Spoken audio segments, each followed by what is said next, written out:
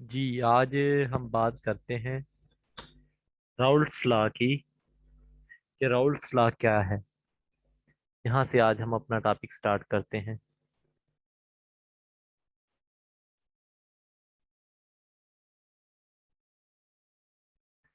अच्छा जी, इसको समझने से पहले एक बात और समझ लें। कल हमने दो तरह की सब्सटेंसेस पढ़ी थी, एक वोलाटाइल और एक नॉन वोलाटाइल। मिसाल के तौर पर एक सब्सटेंस ए है, वो प्रेजेंट है एक कंटेनर में और वो वोलाटाइल इन नेचर है। वोलाटाइल है, बुखारात बनकर ऊपर उड़ना चाहती है वो सब्सटेंस। ठीक है जी। अब अगर हम बाहर से कोई चीज ऐड कर दें जो कि लेस वोलाटाइल हो या नॉन वोलाटाइल हो, तो ये जो सब्सटेंस के मॉलिक्यूल थे, लेट्स सपोज ये ए सब्सटेंस के मॉलिक्यूल थे। अब आपको पता है कि जो बाहर से बी सब्सटेंस आएगी, ये नॉन वोलाटाइल थी, ये इसकी सरफेस को ब्लॉक कर देगी। जो मॉलिक्यूल ऊपर उठना चाहते थे, अब वो ऊपर नहीं उठ पाएंगे। मतलब क्या है कहने का कि पहले वेपर प्रेशर ए जो थी अकेली सब्सटेंस, उसका ज्यादा था वेपर प्रेशर, लेकिन बी के आने से जो सब्सटेंस ए थी उसका वेपर प्रेशर क्या हो गया, कम हो गया। तो इसी को राउल्ट्स लॉ एक्सप्लेन करता है कि बी सब्सटेंस के आने से ए का वेपर प्रेशर कितना कम होता है, उसको मालूम करना है। तो वो राउल्ट्स लॉ आपको बता देगा कितना कम होता है। ये बात हम आगे जाके प्रूव भी करेंगे। तो एक जनरल जो ओवरव्यू है वो यही है राउल्ट्स लॉ का, वो देख लेते हैं हम। देखें, राउल्ट्स लॉ ये कहता है कि पार्शियल प्रेशर, एक होता है प्रेशर, प्योर प्रेशर, और एक होता है पार्शियल प्रेशर। पार्शियल प्रेशर होता है कि आपके पास एक मिक्सचर है, उसमें जो एक सब्सटेंस का प्रेशर होगा वो पार्शियल प्रेशर कहलाएगा। अगर एक ही सब्सटेंस है तो उसका प्योर प्रेशर होगा। तो partial vapour pressure of each component, each component in a solution is directly to mole fraction of that component, of that component। कहने का मतलब क्या है कि आपके पास ए बी सी तीन कंपोनेंट हैं एक सॉल्यूशन में मौजूद, तो उनका पार्शियल प्रेशर जो होगा, ये तीन कंपोनेंट है ए बी सी, हर एक का जो वेपर प्रेशर है वो अलग है। अब इसमें ए जो है ये 20% पाया जाता है, बी जो है ये 50% पाया जाता है, और सी जो ये 30% पाया जाता है। तो मोल फ्रैक्शन सबसे ज्यादा किसकी होगी, बी की होगी, क्योंकि ये ज्यादा क्वांटिटी में पाया जा रहा है। तो जो चीज ज्यादा पाई जाती है उसका वेपर प्रेशर भी ज्यादा होगा। ये राउल्ट्स लॉ कह रहा है कि वेपर प्रेशर जो होता है एक सब्सटेंस का, वो उसकी मोल फ्रैक्शन के डायरेक्टली प्रोपोर्शनल होता है। यानी वो जितनी ज्यादा पाई जाएगी उतना ही ज्यादा उसका वेपर प्रेशर होगा। तो हम लिख सकते हैं कि ए का जो वेपर प्रेशर है वो डायरेक्टली प्रोपोर्शनल होगा उसकी मोल फ्रैक्शन के। ठीक है। और इसको हम प्रोपोर्शनैलिटी साइन को खत्म कर देते हैं और यहाँ पे लिख सकते हैं के इज अ कांस्टेंट, और इसको हम इक्वेशन 1 बोल देते हैं। इसको मैं जरा रेज कर दूं। ठीक है जी, इसको इक्वेशन 1 हम बोल देते हैं। अब देखें, हम कंसीडर करते, ये तो है ना pressure, vapour pressure, partial pressure है। ये क्या है, पार्शियल प्रेशर को मैं पीपी से डोनेट कर रहा हूं। ये हम बात कर रहे हैं पार्शियल प्रेशर की। अगर हमारे पास सिर्फ और सिर्फ प्योर ए हो, तो उसका जो प्रेशर होगा वो पी नॉट होगा, प्योर प्रेशर होगा। उस केस में क्या होगा, उस केस में जो उसका पार्शियल प्रेशर होगा वही उसका प्योर प्रेशर हो जाएगा। मतलब कहने का क्या है कि सिर्फ हमारे पास ए ही हो, अगर ये कंटेनर है इसमें ए ही मौजूद है, तो इसका जो पार्शियल प्रेशर होगा वो पी नॉट बन जाएगा। कैसे? क्योंकि के की वैल्यू यहाँ पे 1 हो जाएगी प्योर के केस में। पहले थे हमारे पास लेट्स सपोज दो component P A and P B, P A and P B. अब पी बी का ये है vapour pressure, partial vapour pressure. अगर मैं कहता हूं पी बी नहीं मौजूद है सिस्टम में, ये है ही नहीं, तो फिर क्या होगा? तो सर फिर जो प्रेशर होगा ए का पार्शियल प्रेशर, वही उसका प्योर का प्रेशर हो जाएगा। मतलब के की वैल्यू यहाँ पे 1 हो जाएगी, तो P A will be equal to, यहाँ पे या आप ये कह सकते हैं कि जो मोल फ्रैक्शन है ये 1 हो गई। इसको करने की बजाय ये कर लें कि मोल फ्रैक्शन जो है, क्योंकि देखें मोल फ्रैक्शन कैसे मिलती थी, मैंने आपको बताया था टोटल मोल फ्रैक्शन इक्वल होती है 1 के टोटल। तो अब ए है तो इसकी टोटल मोल फ्रैक्शन 1 के इक्वल होगी, तो के इंटू 1, तो ये हो जाएगा इस तरह से। तो पी ए की जगह पे क्या आ जाएगा? के। तो P A is equal to के, तो पी ए के बराबर आ गया। ठीक है। और आपको पता है मैंने एक बात पहले भी आपको बता दी है कि जब ए ही मौजूद है, सिर्फ और सिर्फ ए ही मौजूद है, तो उसका जो ये पार्शियल प्रेशर है पी ए, ये उसके प्योर प्रेशर के इक्वल हो जाएगा। प्योर प्रेशर के ऊपर हम ये लगा देंगे, सर्कल सा लगा देंगे उसके ऊपर। ठीक है। ये बताता है कि जब सिर्फ और सिर्फ ए मौजूद है, ओनली ए मौजूद है। लेकिन ये जो पी ए बताता है, ये बताता है कि जब ए के साथ बी भी मौजूद है। लेकिन अगर हम कहते हैं कि सिर्फ और सिर्फ ए हो, तो जो मोल फ्रैक्शन होगी डेफिनेटली वो ए की वजह से होगी, और वो सारी की सारी 1 के इक्वल होगी। तो हमने एक्स ए की जगह पे 1 लिख दिया था, और P A is equal to के। तो यहां से हमें एक बात ये भी पता है कि जब ए मौजूद हो कंटेनर में, तो उसका जो पार्शियल प्रेशर होगा वही उसका प्योर का प्रेशर होगा। ठीक है। तो यहां से हमें ये बात पता चल गई।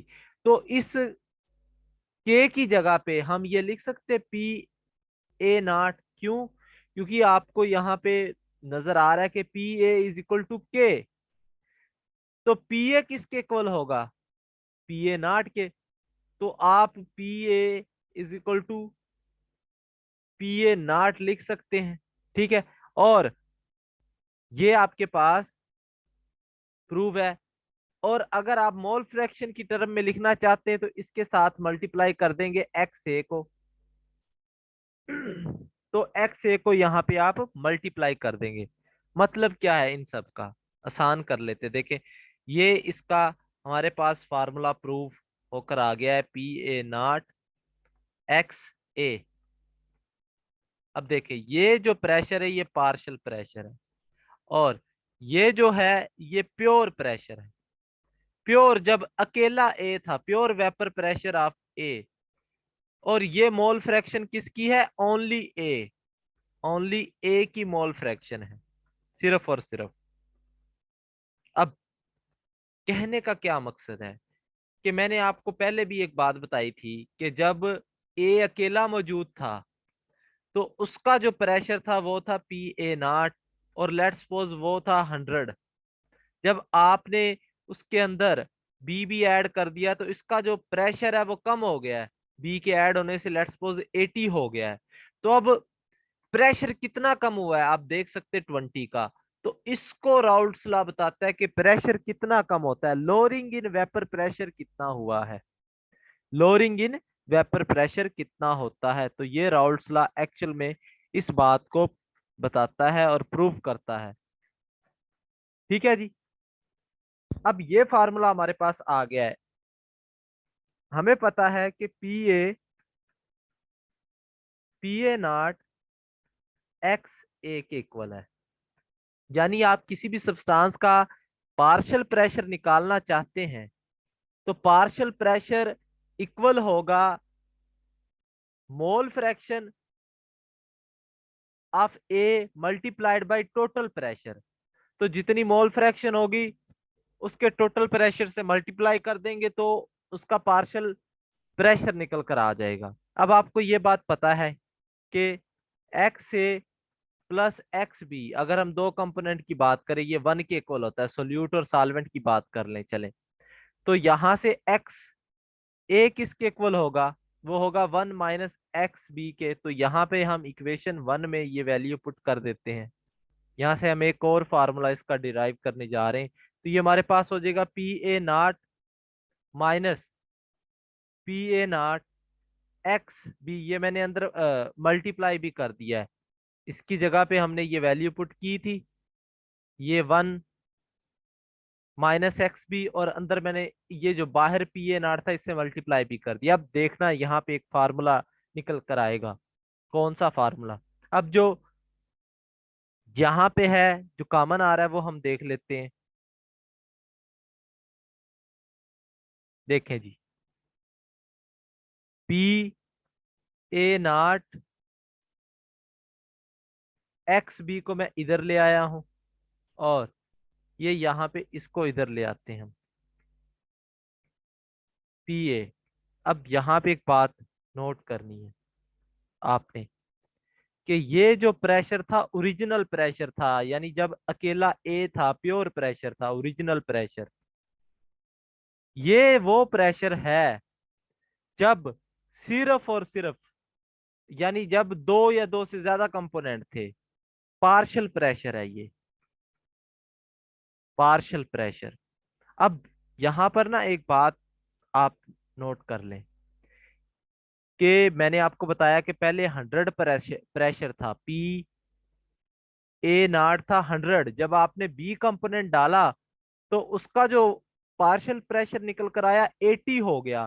तो ये कैसे निकल कर आएगा, हमारे पास लोअरिंग इन वेपर प्रेशर कैसे पता चलेगा? तो वो आप इसको माइनस करेंगे ओरिजिनल में से, पार्शियल प्रेशर को माइनस करेंगे, 100 माइनस 80, तो ये आपके पास 20 आएगा, ये होगा लोअरिंग इन प्रेशर। तो आप राउल्ट्स लॉ की अब एक और डेफिनेशन कर सकते हैं क्या? देखें, ये आपका है lowering in vapour pressure. Actual में एक बात याद रख लें, ये क्या है? Lowering in vapour pressure. दोबारा से नोट कर लें, क्योंकि ओरिजिनल में से पार्शियल प्रेशर को माइनस कर दिया है आपने, और ये क्या बन गया है? लोअरिंग इन वेपर प्रेशर है। रिलेटिव की अभी हम बात नहीं कर रहे, ये क्या है? Lowering in vapour pressure. इसको हम लिख सकते हैं डेल्टा पी। इस पूरे को मैंने डेल्टा पी लिख दिया, तो इसको हम इधर लिख लेते हैं, P A not X B is equal to delta P. अब ये जो बी है ये एक्चुअल में सोल्यूट है, और जो ए है ये एक्चुअल में सॉल्वेंट है, सॉल्वेंट है। अब ये जो डेल्टा पी है ये लोअरिंग इन वेपर प्रेशर है। ठीक है, अब अगर आप यहां से चेक करें, प्रोपोर्शनैलिटी साइन अगर हम दोबारा से ले आए, तो ये पी नॉट हमने बताया था कि ये के इक्वल होता है, कांस्टेंट हमने प्रूव किया था, तो ये दोबारा से हट जाएगा। तो यहां से एक बात आपको पता चल जाएगी क्या? आपको ये बात पता चल गई कि सोल्यूट जो है, lowering of vapour pressure is directly proportional to mole fraction of solute. मतलब कहने का क्या है, कि जो वेपर प्रेशर में कमी होगी वो सोल्यूट के मोल फ्रैक्शन के ऊपर डिपेंड करेगी, कि सोल्यूट की मोल फ्रैक्शन कितनी है, सोल्यूट की मोल फ्रैक्शन कितनी है उसकी वो वेपर प्रेशर के ऊपर डिपेंड करेगी। Relative lowering in vapour pressure is directly proportional to mole fraction of solute. ये सेकंड डेफिनेशन थी इसकी, कि जितना कम सोल्यूट होगा आपके पास, relative lowering in vapour pressure उतना कम होगा। ज्यादा सोल्यूट तो ज्यादा वो relative lowering in vapour pressure, sorry relative बोल रहा हूँ, लोअरिंग इन वेपर प्रेशर। मतलब क्या है? लोअरिंग इन वेपर प्रेशर यानी वेपर प्रेशर में कमी हो जाएगी। लेट्स सपोज आपके पास थे 5 मॉलिक्यूल, अब 5 मॉलिक्यूल का पी ए नॉट कुछ होगा, और आपके पास है 10 मॉलिक्यूल, तो इनका डेफिनेटली पी ए नॉट ज्यादा होगा, क्योंकि अब मॉलिक्यूल ज्यादा हो गए हैं। तो इनका फिर जो लोअरिंग इन प्रेशर होगा वो भी ज्यादा हो जाएगा, क्योंकि 10 मॉलिक्यूल थे तो उनका उस हिसाब से वेपर प्रेशर जो होगा वो लोअर होगा। तो ये सेकंड डेफिनेशन थी। अब इसी फार्मूले से हम थर्ड डेफिनेशन इसकी प्रूव करने जा रहे हैं कि P not X B is equal to delta P. अब यहाँ पे आपने देखना है कि जो आपका एक्स बी है वो इक्वल है delta P over P not के। अब एक बात आपने नोट करनी, ये ऊपर जो है ये लोअरिंग इन वेपर प्रेशर है। लोअरिंग इन वेपर प्रेशर के आप जो डाल रहे हैं अमाउंट उसके अंदर सॉल्वेंट की, उससे सोल्यूट का कितना वेपर प्रेशर लोअर हो रहा है। और नीचे क्या है, प्योर वेपर प्रेशर, यानी जब अकेला जो सॉल्वेंट था तो उससे उसका जो प्रेशर था वो कितना था, प्योर प्रेशर।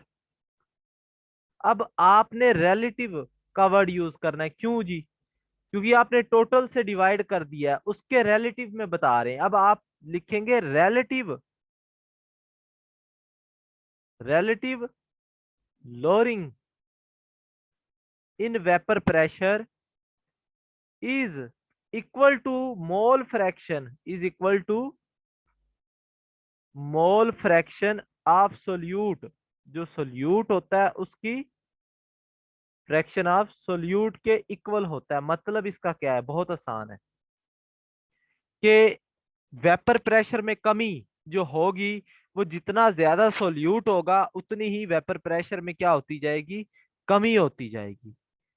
ठीक हो गया, ये बात हम कर रहे थे। तो ये तीन डेफिनेशन थी, अगर किसी को प्रॉब्लम है राउल्ट्स लॉ में तो वो पूछ सकता है। इसका सिंपल जनरल थीम आपने माइंड में रखना है कि एक ए कंपोनेंट प्रेजेंट था, आपने बी कंपोनेंट उसके अंदर डाल दिया है तो ए का वेपर प्रेशर कम हो जाता है। वो कितना कम होता है उसको लोअरिंग इन वेपर प्रेशर बताते हैं, और वो राउल्ट्स लॉ से कैलकुलेट किया जा सकता है।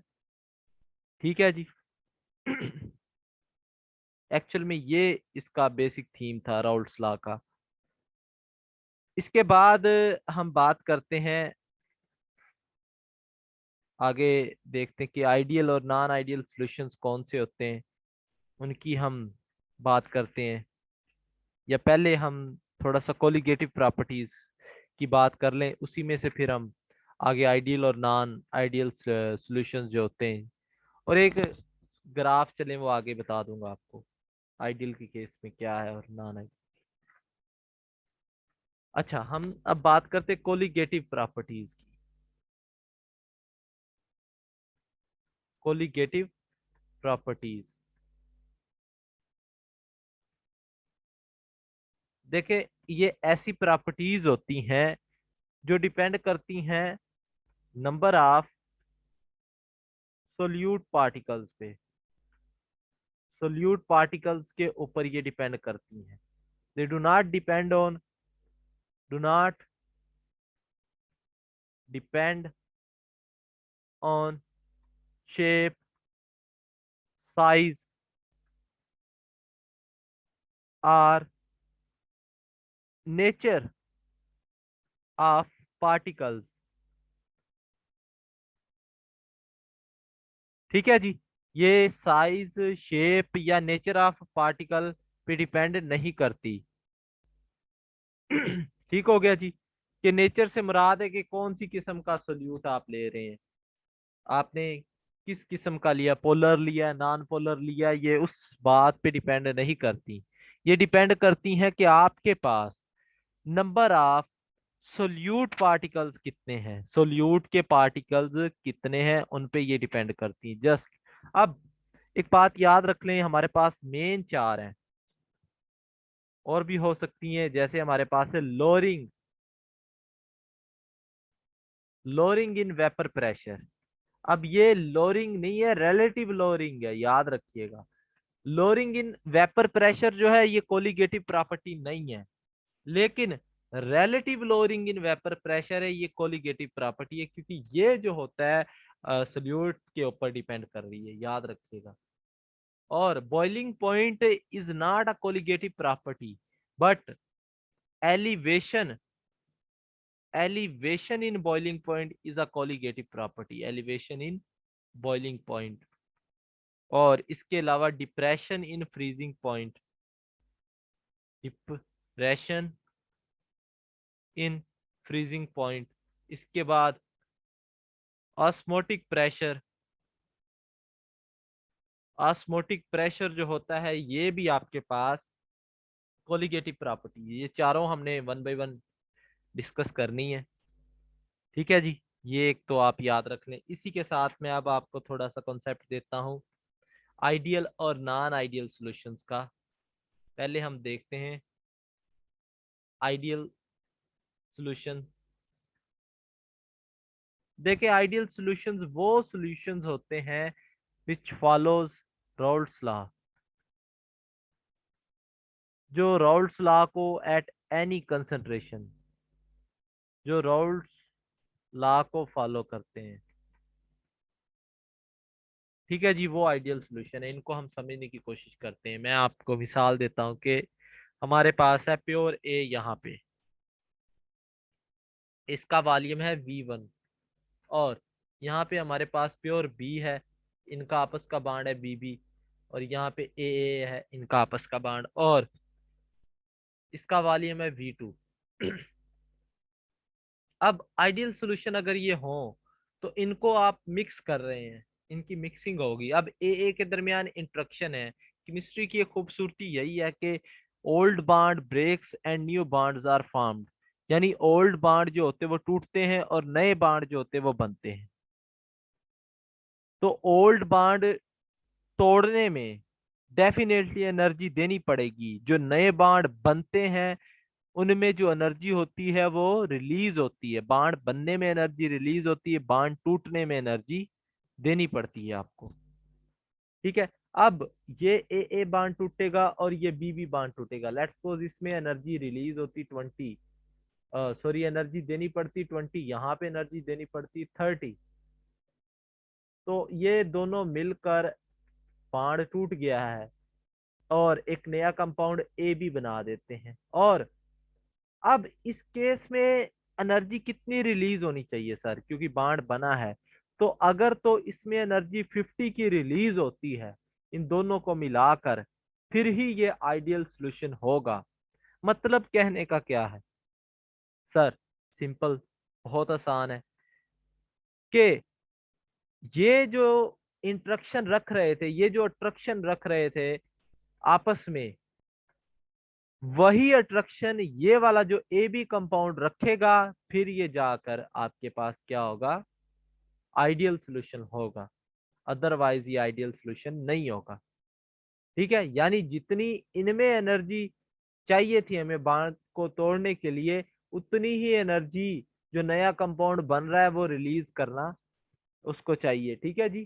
तो ये तो पहली बात हो गई है। दूसरी बात, अब देखिए ये डेल एच इनका जीरो हो जाएगा ना, क्योंकि आफ्टर और बिफोर जो एनर्जी रिलीज हो रही है वो इक्वल है, तो वो जीरो हो जाएगा। 50 - 50 विल बी जीरो। अब वॉल्यूम की बात कर लेते, देखें इसका वॉल्यूम V1 था और इसका वॉल्यूम V2 था। लेट्स सपोज V1 था 10 और V2 था ये भी 10, तो टोटल वॉल्यूम शुड बी 20। यानी V1 plus V2 is equal to 20, यानी जो आपके बाद आपने ऐड किया और जो नया कंपाउंड बना उसका वॉल्यूम भी 20 होना चाहिए, फिर ये सोल्यूशन आइडियल होगा। अदरवाइज ये सोल्यूशन आइडियल नहीं होगा। दो बातें नोट कर लिया आपने। तो इसमें भी वॉल्यूम चेंज जीरो हो जाएगा। कैसे sir, V1 plus V2 is equal to 20, तो यहाँ पर आप लिख देंगे 10 + 10, और ये 20 इधर आके ये जीरो के इक्वल हो जाएगा, तो ये जीरो आपका delta V should be zero, ठीक है जी। V final minus V initial should be zero. तो ये एक बात आपने नोट कर ली है।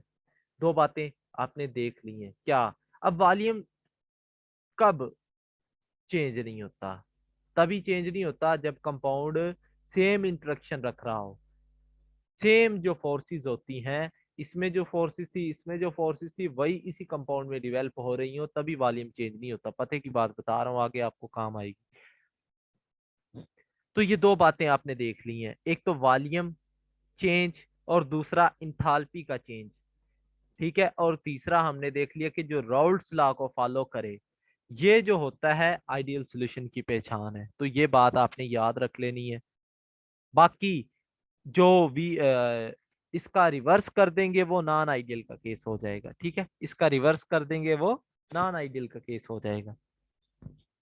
अब आइडियल सॉल्यूशंस कौन से होते हैं, इनकी एग्जांपल देख लेते हैं। देखें जी, आइडियल जो सॉल्यूशन होते हैं, ये पहले हम दोबारा से, मैं इसको एक दफा मजीद आपको समझा देता हूं कि जो आइडियल सॉल्यूशन होते हैं, एक प्रेशर होता है राउल्ट्स लॉ से लिया गया। राउल्ट्स लॉ से प्रेशर कौन सा था जो हमने पीछे मेजर किया, ये वाला जो पी ए नॉट एक्स ए, हमने ये फार्मूला डिराइव किया था। पी ये टोटल ए और बी का हमने लिख दिया है, वैसे हमने ये सिंगल सिंगल के लिए किया था, ये टोटल का मैंने लिख दिया, ठीक है। तो ये राउल्ट्स लॉ से ड्राइव किया है। और एक होता है, यानी ये कैलकुलेटेड है, कैलकुलेशन बेस्ड है ना। एक चीज होती है थ्योरेटिकल यील्ड और एक एक्चुअल यील्ड। एक्चुअल वो होती है जो एक्सपेरिमेंट करते हैं, और थ्योरेटिकल वो होती है जो हम बैलेंस केमिकल इक्वेशन से मेजर कर लेते हैं। तो ये जो है, ये हमने राउल्ट्स लॉ को लगाकर मेजर कर लिया था। और एक प्रेशर वो होता है जो हम एक्सपेरिमेंट से लेते हैं। अब जो एक्सपेरिमेंटल प्रेशर होगा और जो पी ऑफ राउल्ट्स लॉ, ये दोनों बराबर होंगे तो सॉल्यूशन जो होगा वो आइडियल होगा, अदरवाइज वो आइडियल नहीं होगा। अदरवाइज वो आइडियल नहीं होगा, याद रख ले। मतलब P A should be equal to P A not X A and P B should be equal to P B not X B. तो ये जो है, इनके फार्मूले आपको पहले भी मैं बता चुका हूँ, ठीक है। तो वॉल्यूम में चेंज नहीं होना चाहिए, डेल्टा मिक्सिंग में चेंज नहीं होना चाहिए। तो ये कुछ एग्जाम्पल थी जो हमने देख ली है। और आइडियल सॉल्यूशन के लिए ग्राफ भी देख लेते हैं हम। आइडियल देखें, यहाँ पे थोड़ा सा ग्राफ समझने की जरूरत है। यहाँ पे मैं कहता हूँ कि सिर्फ और सिर्फ ए कंपोनेंट है, ओनली ए, या बी कर लें। ए जीरो है यहाँ पे, उसके मोल फ्रैक्शन जीरो है। यहाँ पे सिर्फ बी कंपोनेंट है, यहाँ पे बी की जो मोल फ्रैक्शन है वो वन है। ओनली बी है, प्योर बी, प्योर बी यहाँ पे है। और यहाँ पे हम कह देते हैं कि यहाँ पे आपके पास ए इज इक्वल टू वन, यानी ए प्रेजेंट है, बी की जो मोल फ्रैक्शन है वो जीरो है, और प्योर ए मौजूद है यहाँ पे। और डेफिनेटली कंपोनेंट दोनों है तो इनका कुछ ना कुछ वेपर प्रेशर भी होगा। मैं कहता हूँ बी का ये वेपर प्रेशर है और ए का ये कुछ थोड़ा सा कम है, लेट्स सपोज थोड़ा सा कम है। और ये जो प्रेशर है ये एक्चुअल में पी ए नॉट का है, प्योर का है। और ये जो प्रेशर है ये पी बी नॉट प्योर का है। अब कहने का क्या मकसद है, देखें, जैसे जैसे आप इधर को जा रहे हैं, इधर को जा रहे हैं, आप गौर करें जरा। आप में से कोई मुझे बताए, मैं आपके माइक ऑन कर रहा हूँ जी।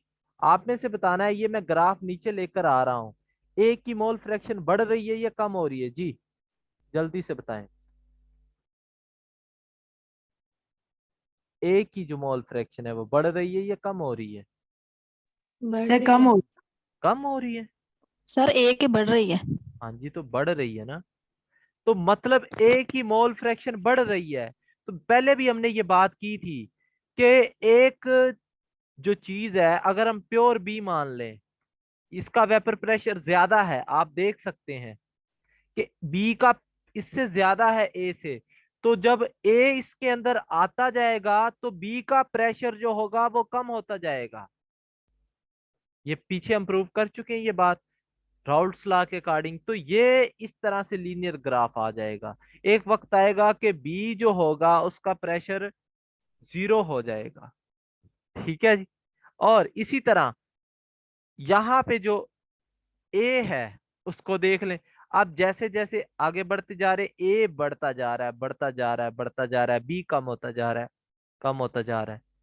या ऐसे कर ले, नीचे ले आए कि आप जैसे जैसे नीचे आते जा रहे हैं, नीचे आते जा रहे हैं, ए कम होता जा रहा है, बी बढ़ता जा रहा है, और ए का वेपर प्रेशर क्या होता जाएगा, कम होता जाएगा। ठीक है जी। तो ये लीनियर आना चाहिए राउल्ट्स लॉ के अकॉर्डिंग। अब इन दोनों का अगर आप टोटल लेना चाहते हैं तो वो इस लाइन को इस तरह से लीनियरली मिला देंगे, पी टोटल आ जाएगा, P total P A plus P B. तो ये जो आपको टोटल प्रेशर मिलकर आ जाएगा ये इन दोनों का। ठीक हो गया, ये हम पहले भी बात कर चुके हैं, और राउल्ट्स लॉ भी हमें ये बात कहता है कि लीनियर आएगा तो वही सॉल्यूशन राउल्ट्स लॉ को फॉलो करेगा। अगर ग्राफ थोड़ा सा ऊपर आ गया या इस तरह से थोड़ा सा नीचे आ गया इस लाइन से, तो वो राउल्ट्स लॉ को फॉलो नहीं करेगा। ठीक है जी। अब एग्जाम्पल दे देता हूं आपको, आइडियल सॉल्यूशन इसको याद रख लेते हैं। आइडियल सॉल्यूशन को क्योंकि हमें रट्टा नहीं लगाना, तो याद रखें जिनकी सेम पोलर नेचर हो, सेम पोलर नेचर होनी चाहिए। मतलब आपको कैसे पता चलेगा सर, पोलर वाली चीजें हो, फंक्शनल ग्रुप जिनका सेम हो, फंक्शनल ग्रुप जिनका सेम हो, मजे की बात और बता रहे, और जिनका मालिक्यूलर वेट जो हो वो कंपेरेबल हो। कंपेरेबल से मुराद ये है कि एक दो, एक आध कार्बन का फर्क हो तो चल जाएगा, उससे ज्यादा का नहीं होना चाहिए। एग्जाम्पल देता हूँ अभी आपको समझ आ जाएगी, देखें जी। CH3OH plus C2H5OH। अब आपको आइडियल सोल्यूशन याद हो जाएगा।